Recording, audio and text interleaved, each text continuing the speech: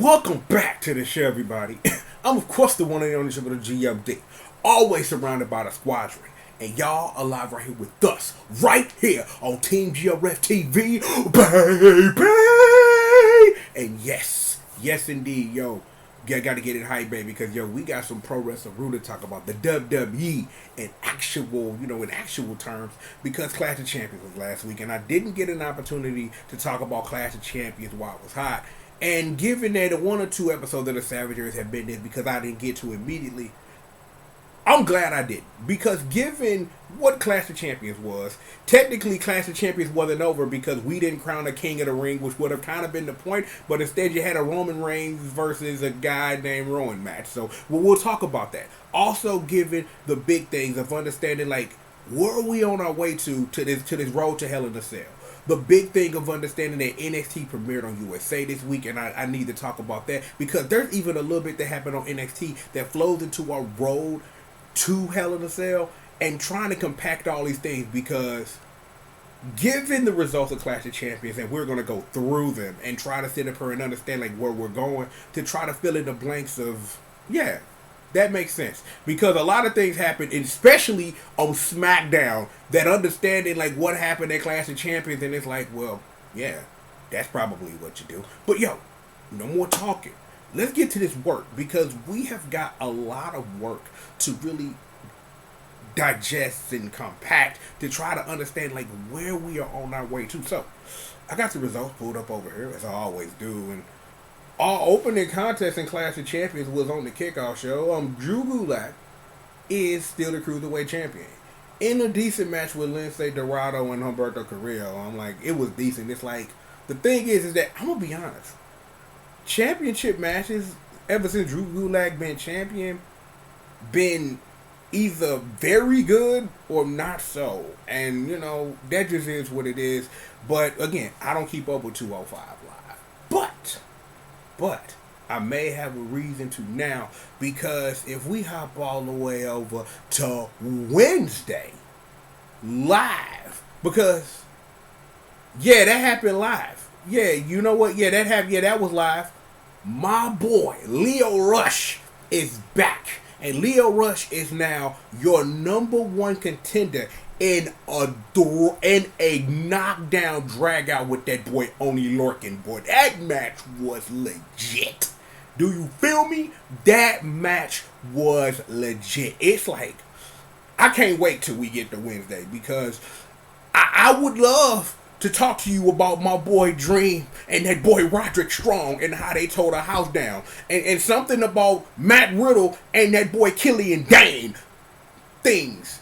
We'll get to that. We'll get to that. Something Candice LeRae, while my girl Bianca Belair ain't getting that love. I'm like, yo, I love, we're getting into NXT because I would love to say something about Io Shirai, like Mia Kim. They tore that opening match down. You know what? Let's just talk about NXT right now, really quickly. For the first live NXT, that first hour, that was a wonderful and great intro to what it is that wrestling fans have loved for the past 4 years. Let me put it that way. It's that, yeah, SmackDown going to Fox. Yeah, that's true. But people who don't normally tune in to like the stuff on the network and things like that, y'all in for a treat. And it's like, if that Dream Roderick Strong match didn't speak to you, I don't know what to say. And I'm not even talking about even the casual wrestling fan, the person who tunes in the USA and like, yo, this is kind of dope. I'm like, that whole first hour was dope. And it's like, I understand now, because I read a couple of articles and I had no idea that NXT this whole time on the WWE network has been performing at a loss. That every time an NXT thing happened, the WWE was losing money.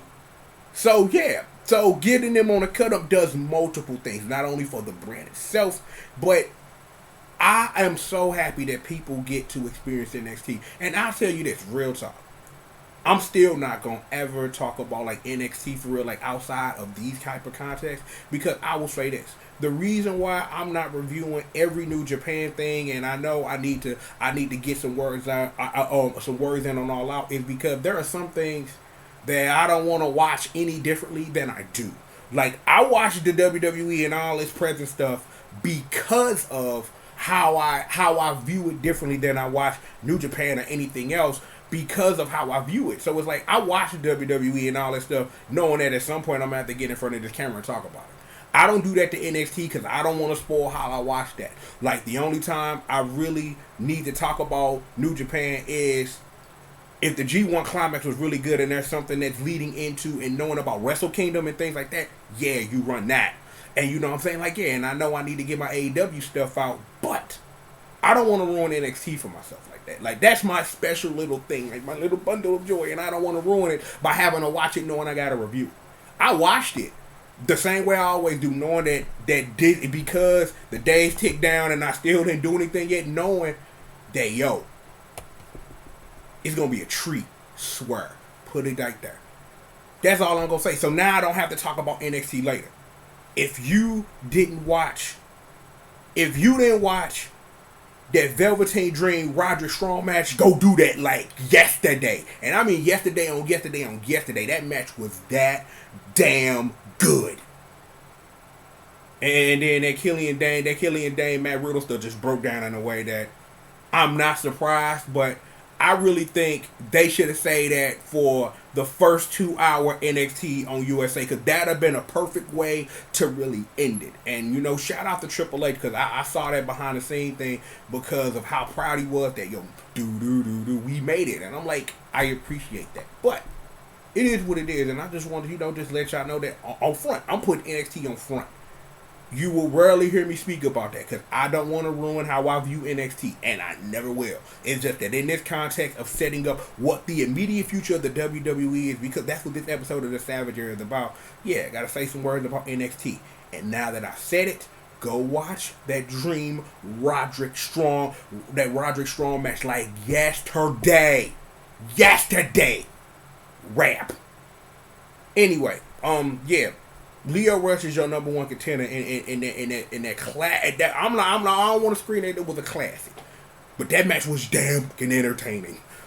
Like, for someone who appreciates wrestling on that level, when I'm tuned into it on that level, it's good to see my boy Lio Rush back. You know what I'm saying? That he's standing on his own, doing his own thing. And I think 205 Live, him really getting them roots back in there and not having to, walk around with Bobby Lashley is going to do a lot for him for the man of the hour. So, man, it's going to be interesting to see what he do with Drew Gulak when they face off for the Cruiserweight Championship. So, it is what it is with that.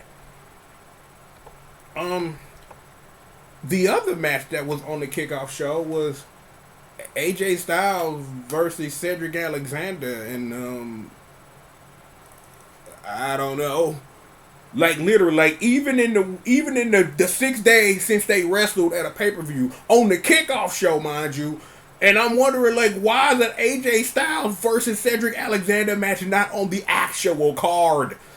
But given that it was a mostly stacked card, I'm like, we'll talk about R2 Fast later, because we got to put in context that and something about Kane and Amir and the 24/7 title. So we'll get to that.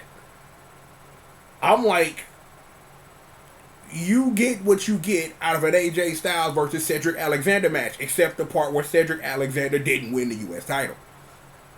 But maybe they don't think he ready to carry the U.S. title. I'm like, I don't really know, like, the perspective that puts you in, like, when you speak about, like, the OC as a whole, because our opening contest on the pay-per-view features the tag team champions of Seth Rollins and Braun Strowman versus Robert Roode and Dolph Ziggler, and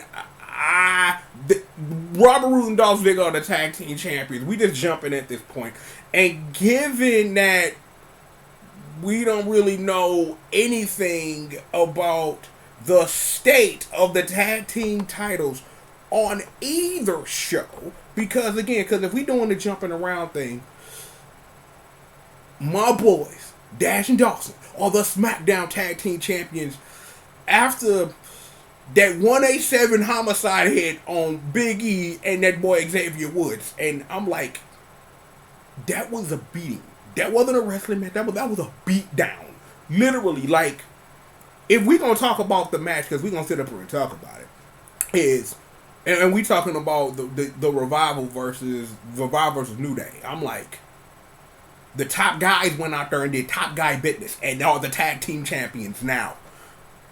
That's just what it is. It's like that match was entertaining on like a cerebral level because Biggie and Xavier Woods been off TV for weeks. Like for real, they been off TV for weeks. Like you ain't seen E, you ain't seen the boy Woods, and then it's like, but then they sit up here and explain to just the systematic destruction, especially they walking around with Randy on or Apex Predator ass, and we'll talk about that in a minute. We'll talk about that. That just needs to be separated. But I'll say this. The Revival rolling with the boy Randy did good business for them. It's like understanding like where Kofi ends up at the beginning of SmackDown after their match with Randy Orton and the Revival. Yeah, that makes sense given because, and we'll talk about that later. But to get back to the Raw stuff. No, actually, you know what? Did I sit up here and mention that Revival New Day match was a beatdown, and that's probably the way it should have ended? And I was like, after watching that match, I got kind of concerned about the booking, given what you can do with it. But you know, you got hell and you got hell, so you do what you can with that. That match with Braun and Seth and Bobby Roode and Dolph Ziggler is just like, well, yeah, that's exactly what you were going to do. But given that I have 6 days of being able to sit, consider, and think about the thing that I watched, and given that Raw was what it was on Monday, I really think, and I'm going to make a little small adjustment, just want to get Sheila more in the frame, is Dolph Ziggler and Bobby Roode being the tag team champions could do good business because it's people you ain't seen on TV in a while. And given like what the rest of the Raw tag team division is that either the Good Brothers are gonna be back in the hunt. I highly doubt this, but here's the answer: the Viking Experience. Oh lord, I made that joke again. But yeah, I'm like, given how they make them boys look, it's like it's the thing that makes sense. Unless because it's like when you really think about the immediate rest of the tag teams on the Raw side of things, it's like, well, I don't know. But given also that in a couple of weeks we got the draft and that could set some things up. So I'm like, given that we gonna just insert that here now because this is this kind of episode of the Savage Era is excuse me, get that out of my throat. Is the fact that the draft, anything can happen. I don't think they're gonna be splitting up a lot of things, but I think that the shakeup of it all, you know what I'm saying, is going to really sit up here and set the stage because no more wild cards, no more stuff like that. Even though I will say this, Vinnie Mac is still a genius. You genetic jackhammer, you higher power, sir. You were the genius for that. Just making it up, like because the rule sat up here and did a lot for dynamic storytelling. That you could tell a story across both shows.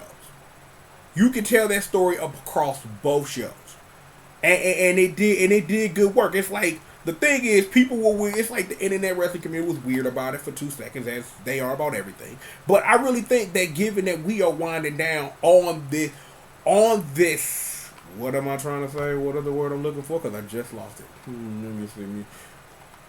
The wild card rules. Thank you very much, Brain.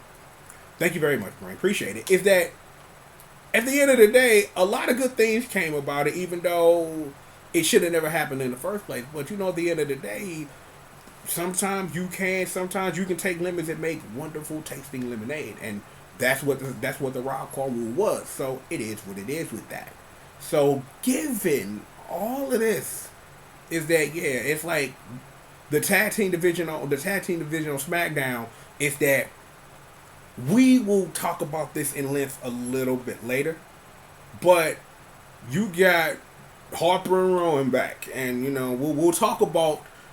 The re-entrance of Harper and that boot he gave to Cancer Joe later. We'll talk about that. semi-important because of what's going on with the boy Rowan and the build they're trying to give him. Actually, we'll just talk about it now. So, in that match that probably shouldn't have been on this pay-per-view, which you could have settled on an episode on the go home episode of SmackDown, or hell, Tuesday night, if that's what the hell you wanted to do, was Rowan and that dude Cancer Joe had a fight. Because, fight, you push the thing on me, something about Daniel Bryan, you not my friend no more, or something, I don't know. But yeah, I have been wanting to talk about this for a minute. You feel me? I've been wanting to talk about this for a minute. That whole storyline was like the fuck. I'm like, if they wanted to sit up here and split Rowan from Daniel Bryan, you could have found better ways than to murder Cancer Joe, if that's what you want to do. Because this is what Roman Reigns did when that thing fell on him. He literally sold it. He saw the thing being felt on him like if you were to get hit by a chair or something. But I'm not going to complain. Cancer Joe's okay, so it's fine. I still think, even given that Harper gave that boy the dirtiest boot I've seen in a minute. He just said, he ran up like, I'm finna spear you. Doo-doo, shut up. Bow. Just hit him with the joint, you hear me? Hit him with the joint, hit him with the bing, bing. Bing, well, not multiple bings, just one to the face. Just bow. Just bow to the face. It was nuts. Like, the arena erupted. It was dumb. Dumb. And I'm like, my question was when that boo happened is I understood at this point what you're trying to do with the boy Rowan. But why bring back Harper now? Like, that's kind of a thing. I'm like, the thing was when they was the Bludgeon Brothers. What is the word I want to use here? Oh, I know, boring. Boring. Yeah, boring. And I'm not saying boring in that way, but it's like they came up, walked around in hoods with the trench coat mafia with hammers, and we just gonna body everybody. Squash match after squash match. And then when they beat the Usos, and it's just like, well, yeah. This was an inevitability. Congratulations on your inevitability. You built this really well, and then it went over like a wet sock. And then Harper got injured, and then they had to drop the title. So it was like, yeah, it was like the build-up was good. There was no payoff for that Bludgeon Brother stuff. Maybe this time this is gonna be more about Rowan and Harper just stomping fools, because that was the end of SmackDown. Roman Reigns getting iron clawed through a table, and Daniel Bryan getting laid out. It was wonderful. It was great television, and it was great for me because now I'm kind of interested in this. I wasn't interested in this up to the match because I'm kind of like, well, you can hit him with a camera. That's dope. I'm like, I don't know what's going to come of this, but it'll be settled at Hell in a Cell or before that because maybe they'll find them something to do. It is what it is with that. So, enough about that, though. Let me take a look and see what's going on here. We talked about that. Oh, yeah. Oh, hell yeah. I've been waiting for this. We not gonna stay in this town long, but I love we're visiting. Your SmackDown Women's Champion, Bayley.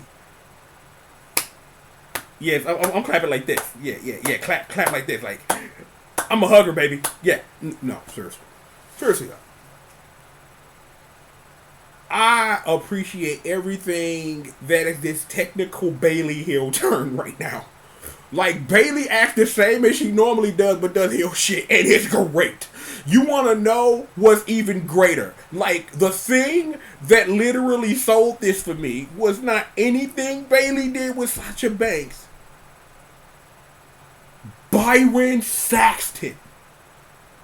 You heard me right. Byron Saxton. A component you only get if you are watching the product on a TV or a computer screen. Byron Saxton has sold the hell out of this Bayley heel turn. Like, Byron Saxton was her biggest fan. This is stand there. Tears gone cold. I'm wondering why. Until that pay-per-view. And it's like, he had been slowly downplaying it, but he came full hog and just like, no.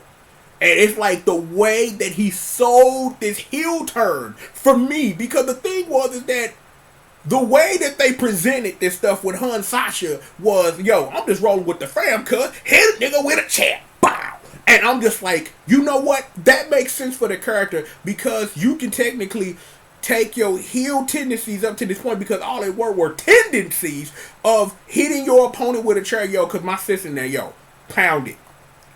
We go from that to these weird heel tactics, including the way you won the damn match by putting Charlotte Flair's head into an unsupposed turnbuckle and then doing the I'm taking my championship, I'm out. Bravo, baby. Bravo. And it's only gotten better because, you know, now the whole 4 horsewomen thing because do y'all want to talk about the mustard match? Y'all want to, you know what, if we here, we might as well talk about the other side of this with the man and the boss and maybe we don't sell a chair shot to the arm and corpse like death. Like he said, boom, he just said like an arm. He took a shot to the arm and sold that motherfucker. Just died on the floor, and I'm like, that's one hell of a sale, ref. But that one hell of a sale got mustard thrown on Sasha Banks, and you want to know what I was honestly thinking? Like, I'm gonna take a screen cap of this and I'm gonna put brazzers on it. I was like, this is dumb. Like, Sasha Banks got mustard all on her back. Brazzers. But the thing is, they gonna do business in Hell in a Cell. Given the last time women went in Hell in a Cell, it's gonna be work. So I doubt nothing. I doubt nothing. This is gonna be that business. Do you hear me? The man, the boss, inside Hell in themselves, bruh. Inside Hell in themselves. Gonna be dirty. Dirty. I'm like, the match was hot, but it's like, but the match was pretty dead because the match was hot. All for the fact that Sasha got mustard thrown on her. Other than that, it was the match you expect from people who've been wrestling each other forever, and they did a great job in presenting that match in a way that you could digest. But having Sasha Banks throw mustard on her makes that the greatest match ever. I don't mean that. Do not look at me that way. It was a joke. Please stop. I'm just saying. That given that information, and it's that I don't know. I don't know because I'm really thinking about like what the status is of both the Raw and the Raw SmackDown Championships. Even though we know that rematches are coming, but you gotta wonder like what's the immediate feature after Hell in a Cell? Like what do you do? It's like again like we talking about the same champion Bayley who wrestled Ember Moon because it wasn't nobody for you to wrestle. So it's like, well, fine. And you do what you can with that information. But you do what you can. And it is what it is. So, yeah, we've talked about this. Let's move on. I got the stuff down here. Okay, we talked about Revival and the New Day. That ass whooping was dirty. The Women's Tag Team Championships. Okay, let's start with this. Nikki Cross ain't ugly. She's a beautiful woman. And it's like, we're in the year 2019. And the best that Mandy Rose can do is call another woman ugly, and I'm just kind of like, well, that's great storytelling. But yeah, it is what it is with that. Is that, from my understanding, the immediate next place we're going with this is the Iconics, but have you forgotten about the Kabuki Warriors? But you know what? Here's my honest thing. I'd rather watch Kana-chan TV. Said that shit live. And I ain't saying it because these women don't know how to work, but there's nothing compelling here for me. Like, for me, the viewer here, I'm like, as much as I've appreciated this now no longer odd couple pairing of the Goddess and Nikki Cross, is that what more can you really do with this? I would have thought by now the Kabuki Warriors would have had the title and defended it at least once or something. No. At all. Zero. Nothing. Zero. No. So I don't really get where the hell you are. What story you trying to tell? But this would be the portion where I would insert things about the demon mare. So we'll do that. So earlier in this pay-per-view that we are using the catalyst to talk about a thing, which is a thing, is they were interviewing Alexa Bliss and Nikki Cross, and R-Truth and Carmella, which is some of the best stuff on TV. I'm gonna say this live. R-Truth with that 24/7 title that been some of the best stuff I watched. And I've said this more than once on an episode of the Savage Era. Of like, this stuff with R-Truth and his title is genius.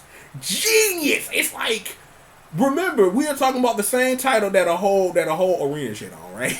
That's what we're talking about, ladies and gentlemen. They rolled Mick Foley out, it's gonna be the hardcore title. No, bitch. And that's what it was. But given that what was something revived is something that's entertaining that I am willing to take time and watch. Some of that actually interfered with the match with Alexa Bliss almost becoming 24/7 champion. But the Demon Kane became Mayor Good Guy Glenn. I'm sorry. Mayor Good Guy Glenn won the title after R-Truth ran itself into a, what is that thing? And you kick field goals in. It's a field goal pole. We'll call it something. Like, when the last time I had played Tecmo Super Bowl, I couldn't tell you.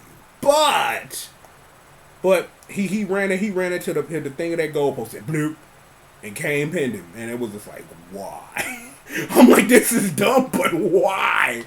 I'm like, well, everybody and their mama have been 24/7 champion, so it is what it is with that. But again, back to my point though. Understanding, knowing, and wondering what is the future for the SmackDown Women's Championship. I don't know. Given that, again, after Raw, it was some things where they trying to challenge the Iconics. Why? Like, I love me some Peyton Royce and Billie Kay for reasons that are not wrestling related. I'll say that. However, here's what I will say.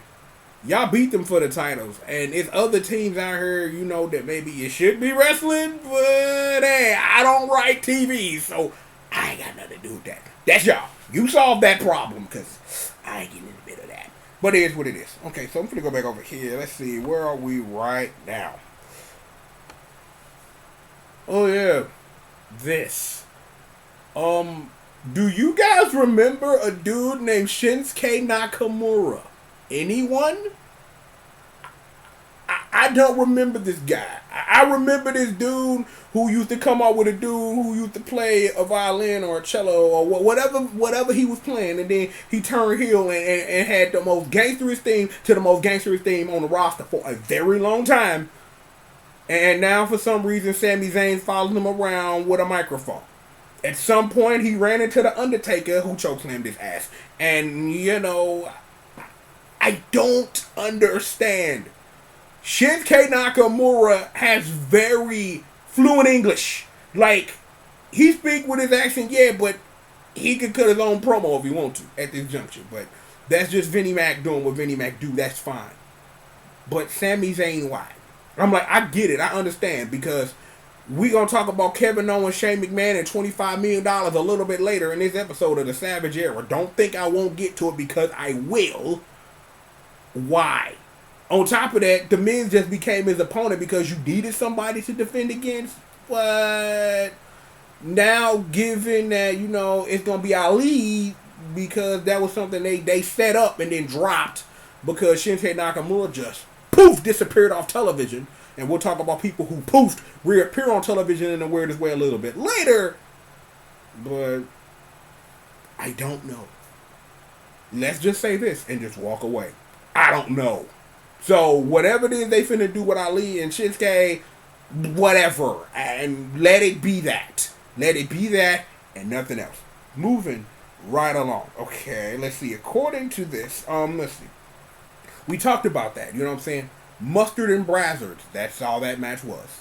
Something about a disarm her in a chair. I don't know. The man, bitch. Anywho, moving right along. Okay. Y'all, it's Saturday. Yeah, y'all know by now. I've dated the video. Congratulations me. That probably was not a smart move. But,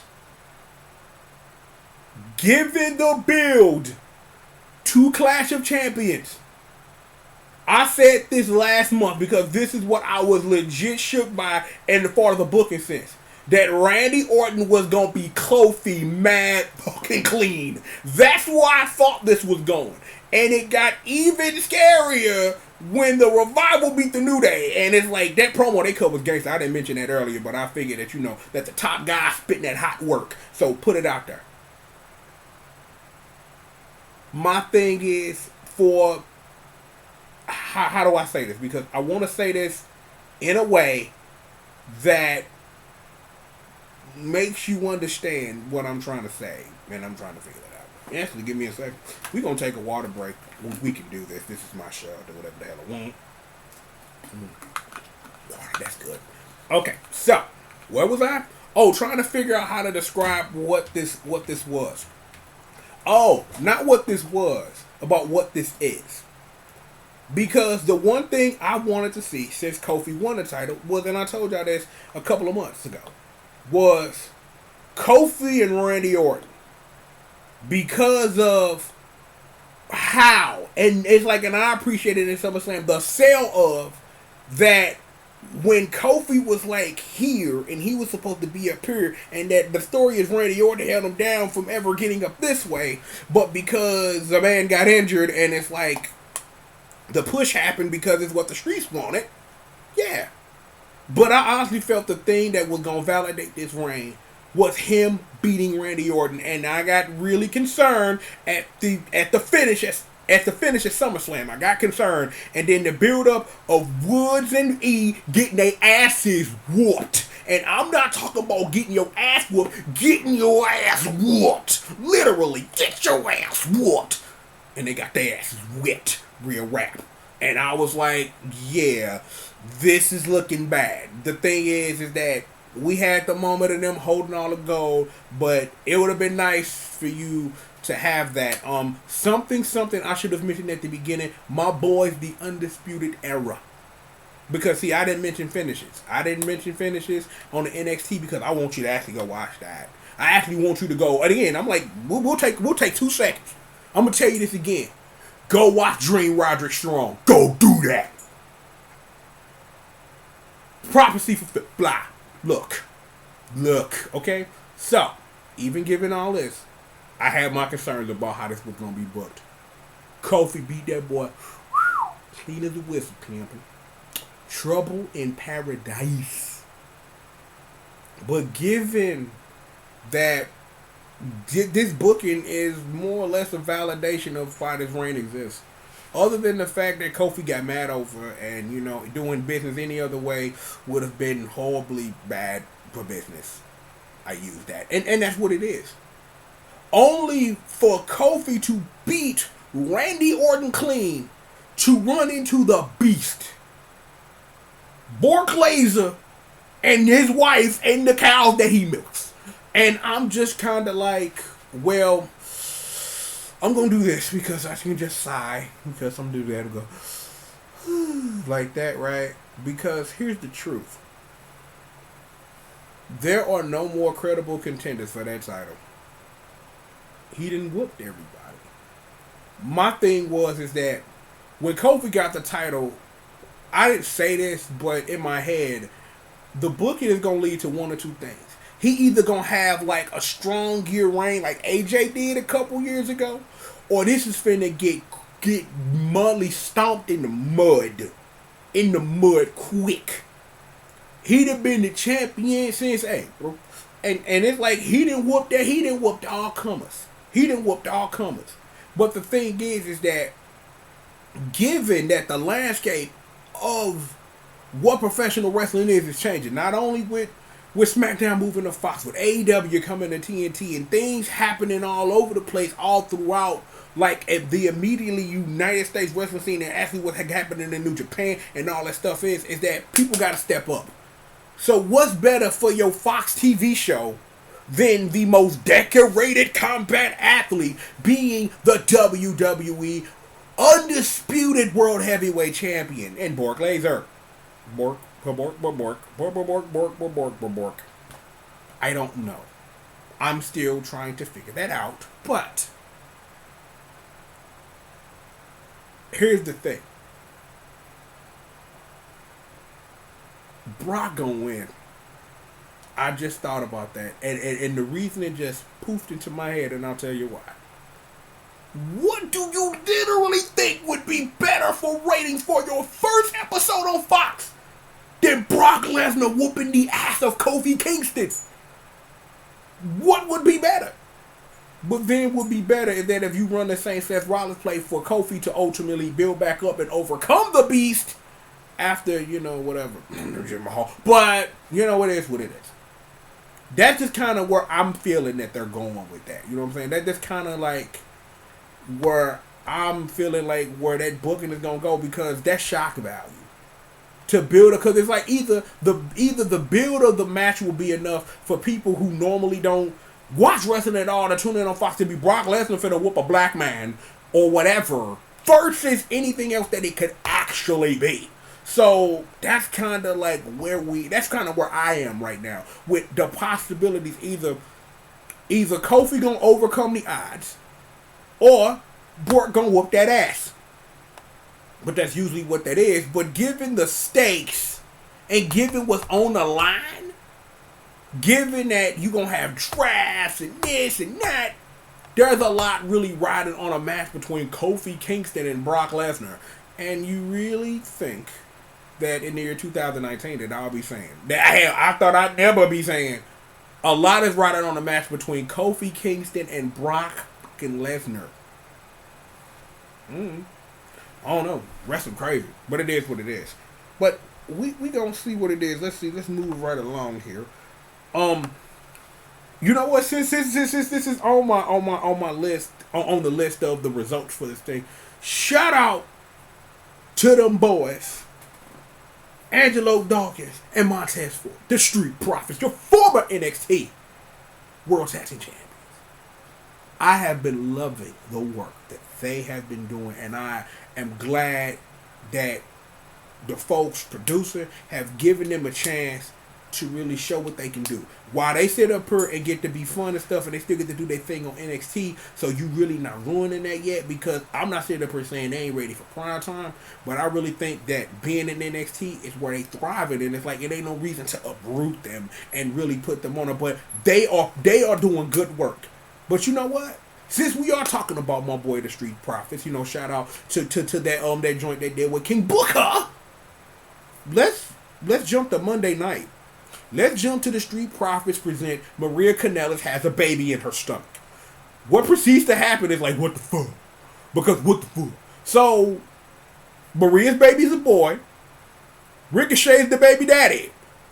And then what proceeds to happen is Mike Kanellis gets cut. And that's what happened. Mike Kanellis got beat twice in one night. Not only by Ricochet, who Maria sat up here and claimed that I only did this to see if you would do them, baby. But then she brought out the real baby daddy, porn stash Rusev, and I'm just like, why? Like, let's be for real. Like, and I was doing it because again, let me sit up. Y'all don't understand. I have a soft spot in my wrestling heart for Rusev. I do. Because it's like, I enjoyed his work in NXT, and then when he came up and stuff, and then John Cena murdered his whole game. That nigga came out on a No Limit Soldier take it. John Cena whooped your ass like it was nothing. And it's like, damn it, Juan, why you do that? And it's like, ever since John Cena sat up here and like crushed Rusev in that time, I've always had a soft spot in my wrestling heart for him. But then he was getting back over with Rusev Day, and it's like, why? Do you not remember this man has a wife? Oh, but you hate that he got on Instagram and said, I'm marrying my wife, but he's all over Total Divas with her, but that's fine. I don't get this at all. Like, Rusev could have just came out you didn't really even need the Maria thing. All you needed him to do would be, baby, I'm sorry for Rusev, just the mosh could kick him and just be, I'm back, bitch. You didn't need you didn't need that extra shit. It's not. But I bet you, here's the magical what's gonna happen retcon. Maria will be away from Rusev next week. Lana will walk out at some point, and we will never speak of this again, because that's what the WWE does. I would be surprised if this Maria Rusev should actually stick. I'd be surprised. I'd be surprised if it actually sticks. It's just like, why? Why would you do this? And it's like, whatever. Like, that's how I was when I watched that. I'm just sitting up here like, why? Like, this don't make no sense. Like, why would you wheel out Rusev at this juncture? It's like, really? But come on, you wrestling, you do what you want. We talked about Roman Reigns, aka Cancer Joe, getting that boot from Harper. We talked about all that, right? So the only other major title we have not spoken of right now in this episode of the Savage Era is the Universal Championship. You know Braun Strowman lost. Let's not even get into this.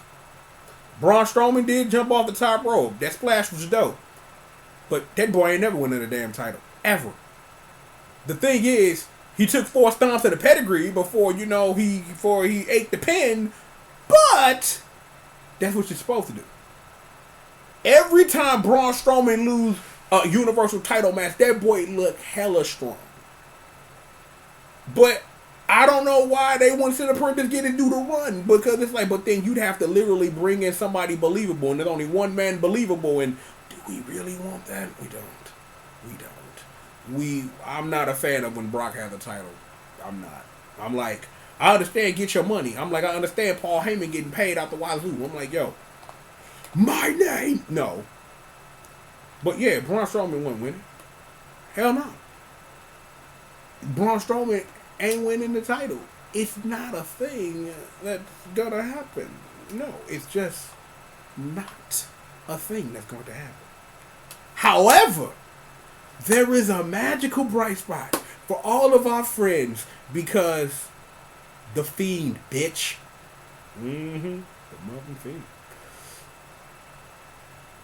Bray Wyatt, I'm like, another person I had a soft spot in my wrestling heart for. The Fiend is one of the best things in pro wrestling. Period. Period. Actual period. Period. So period, right? Yeah. Seth's like, yeah, I beat the monster. MANIACAL, bitch. And then what happened on Monday Night Raw? Oh my God. I'm like, yo. I don't know if them upside down graphics was part of the Firefly Funhouse taking over, but yo, they sold it. That was legit. Man, I'm like, I'll never forget, man. I'm like, I will never forget this forever. Renee sitting up here like, do y'all notice the graphics upside down? I started dead laughing. I was like, dude, I was mad done. But here's the thing. I love this. I don't know if they gonna put. I'm like, here's the thing, and I'm gonna say this live. What does this do for your booking power for the Fiend if he loses to Seth freaking Rollins? I'm not sitting up here downplaying Seth freaking Rollins in any way. No, I would never do that because I appreciate Seth Rollins as a worker, as a professional wrestler, and someone who's engaged to the man, which may or may not be an actual real thing. I'm still not sure. I'm one in that kayfabe, but that's another conversation. Anyway, at this juncture, because here's the thing. It got kind of weird about this Fiend thing when the Fiend faced Finn Balor and not the Demon, which I'm kind of glad that they did because you don't want to bury the Demon, and I'm not saying burial in that way, but you really don't want to mess up the pushing power of whenever Finn put on that makeup and becomes the Demon because the WWE treat them as two different characters. Hell, the video game treats them as two different video game characters. So I just had to fit that in there. But anywho. What does this do if the Fiend is booked to then lose at Hell in a Cell? Unless they really book a finish for Seth to keep the title but keep the Fiend looking strong. That's the only way anyone walks away from this clean. In general, period. The only way anyone walks away from this clean, dog, is if you book it in a way that if Seth's finna win, the Fiend need to look good losing. And if you fail to do that, then all our friends, and you finna go back to being husky again. And it's like, no, please don't do that. Don't do that. Just no. But I am going to love this build to Hell in a Cell. This is going to be work. And I'm like, yo, it's going to be work. That's all I'm going to say. And I'm going to let I'm gonna let that match speak for itself. So it is what it is. Let me see. Given that we've talked about the whole pay per view, is there is one other immediate thing we'll talk about, and I got the results for Raw and SmackDown pulled up. I'll scroll through it, but I think I covered everything. Other than this, Baron Corbin, you son of a gun. I'm like, yes, vigorous hand clap because that boy's a damn heel, and he is a wonderful heel. He is your king of the ring. Like there was any doubt they were going to book that any other way. I'm like, I don't know whether or not they ready to put the title on the boy Corbin or not, but we'll see. You know what I'm saying? He still got the heat for winning that match with Kurt Angle. And he's carried that. He's carried the heat from being Constable Corbin to beating Angle to winning the King of the Ring. Like that dude just is a person just carry. He just carrying nuclear heat in his hand, and it's like it's a wonderful thing to see. Like I saw some couple days ago. Like people sending this food death threats. Like it's still real to me, damn it. And it's like, well, okay then. That's perfectly okay. Yeah, send a man a death threat. That is totally not okay. Don't do that shit. Don't do it. Alright, don't do that shit. Don't do it. Don't send death threat. Death threat's bad. Don't do that.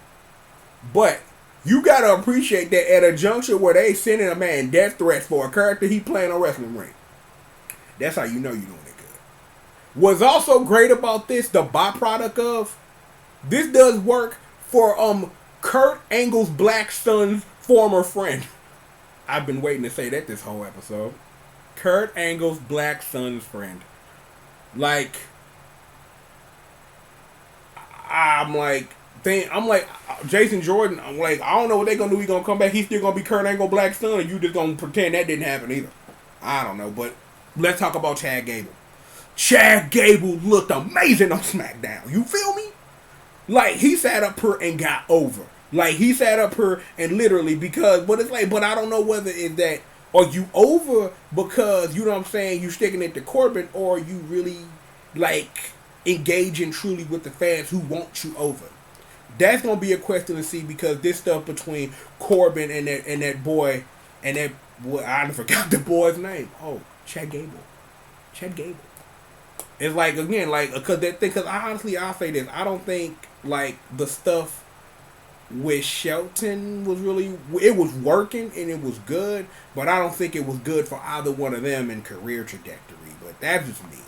But it's good to see that boy Chad Gable. And it's like, if they really properly build Chad Gable, he could be a babyface. He could be a great babyface for years to come. He do a decent heel, you know what I'm saying? But he could be a great babyface for a company that, while not short of baby faces, could really use some, especially with the shaking up of things. So it'll be interesting to see what the boy Corbin does. So it is what it is with that. So let me go over here real quick, because like I said, I got the Raw and SmackDown stuff pulled up. So let me see, did I miss anything major that matters? Because stuff happened. You know, stuff happened. You know what I'm saying? Like, I don't know. The thing is that because I talked about that at the beginning. Like, I don't know what the hell is up with the U.S. title or whatever, but more likely than not, Cedric Alexander will be wrestling them for it again. And, you know, we talked about that.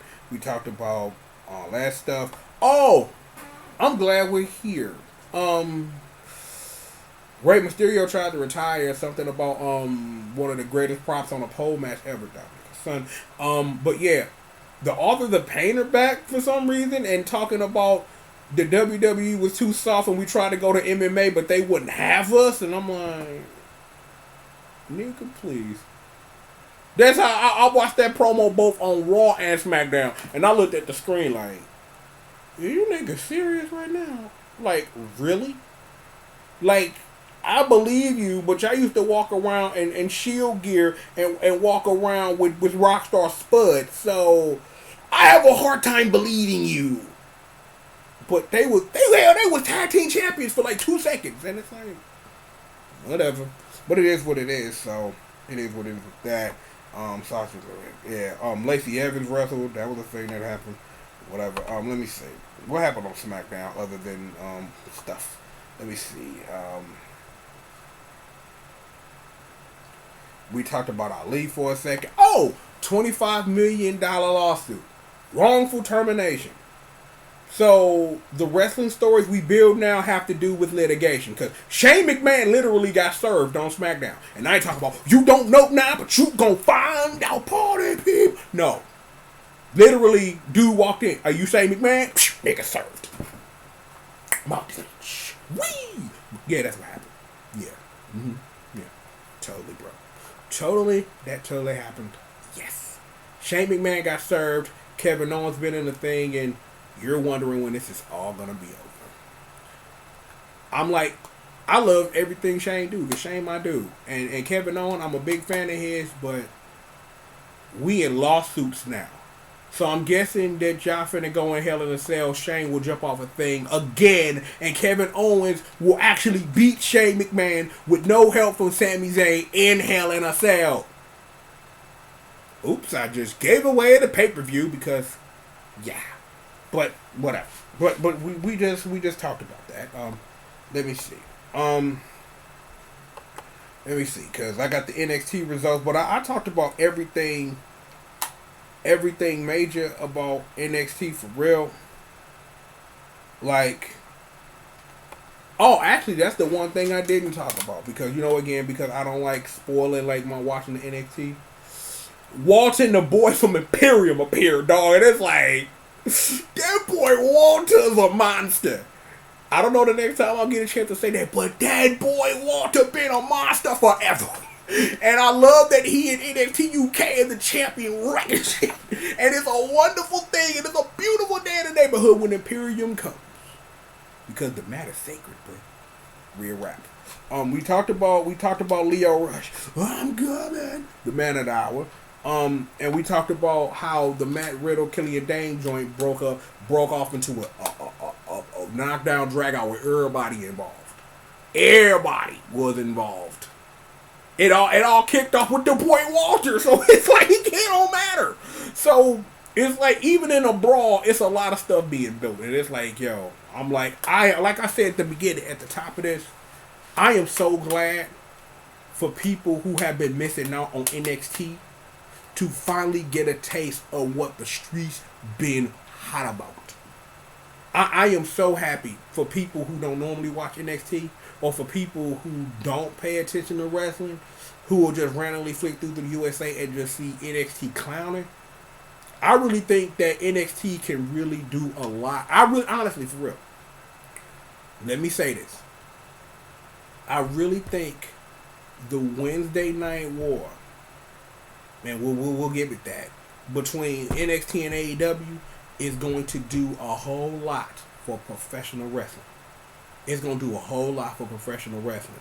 I still don't know whether or not, because the thing is that people have speculated that, that NXT going to USA was a thing, but probably contract reasons, because of the contracts that the WWE signs with NBC Universal, probably magically states that y'all need to do something. Y'all need to provide us with content. So why not one of the best and hottest products in the game right now? Like I said, and I said at the top, I said it in the middle, I said it repeatedly. If you ain't watching NXT, do that.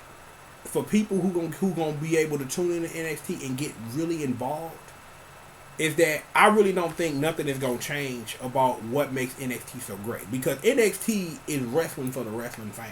You know what I'm saying? And it's like, it's a little more different than what you get on Raw and SmackDown every week. And as long as NXT don't lose what makes it great to sit up here and watch and absorb and appreciate as a wrestling fan, it's gonna be alright. I just don't want NXT to lose its identity, even if they going up against AEW. If that's what you trying to sit up here and you trying to do or whatever, just don't lose your identity and what makes it great as a wrestling product. And that just is what it is. Wow, this went a lot longer than I thought it did, but it was a lot to get out. But it's like the road to Hell in a Cell is going to be really interesting, and it's like, and yeah, I know, I let this go on. I got too long, but I'm glad because I had a couple of days to really watch all of this programming, to absorb everything, and really like find that. I'm like, I got to the end of this, and And as much as I understand about where your pushes are going and what things are, is I'm not really sure. The only thing, like I said, I'm really interested in for real is like I want to see what's up with Kofi and Brock, because Kofi and Brock is going to speak a lot to what the pivot is going to be for WWE in the immediate future. The Fiend and that boy Seth freaking Rollins, that's gonna be work. I'm like the four horsewomen working together again. That's gonna be good. I'm like I've said all I can say about NXT, and I can talk about NXT till I'm blue in the face. I can do that, but I won't, because I don't want to be blue in the face. You see this? This is the Millennium, baby. You don't want this blue. You don't want to do that. And everything else is gonna fall into place. Like I'm a little concerned about the tag team divisions on both Raw and SmackDown. I am a little concerned. A little concerned that it's really looking like it's gonna be the Viking Raiders on Raw, and it's gonna be them boys Heavy Machinery on SmackDown, or gonna be your next people to challenge to get them in orbit in the mix. But we'll see about that. You know what I'm saying? And everything else is gonna be everything else. So just give the show the opportunity to entertain, and let it be what it's gonna be. Regardless of that, we have got plenty of more show for you. So you made it to the end of this, yo. Let me remind you who it is that I am. I'm, of course, the one that on the triple, the G.O.D., a.k.a. Mr. C-R-A-C-K, C-O-C-I-N-E, hashtag entertainment's #1 dope, man. A.k.a. the baddest monster in existence. Always got my back, holding me down at the 6. Squish Murder and the Squadron, the congregation, may they be praised. Betsy, Janine, Magdalene, holding down your uno, your doses, your traces, and your cuatros. We stay winning around here. Look, if you made it to the end of this and you brand new around here, yo, hit that subscribe button. Keep up with us. Hit them bells to definitely keep up with us, because that's what YouTube do. Like it if you like it. Dislike it if you don't like what the hell it was that I said. I'm like, we got plenty of social media links, ways to contribute to the show, and all of that good stuff. But regardless, we've got plenty of more show for you. So please, sit back, relax, and stay tuned. Yo, the WWE is an interesting landscape, and it's going to be really, really fun to sit up here and, like I said, watch how things progress as we get to Hell in a Cell. So that's going to be really interesting. But regardless of that, we have got plenty of more show for you. And of course, we've got it for you right after these commercial messages.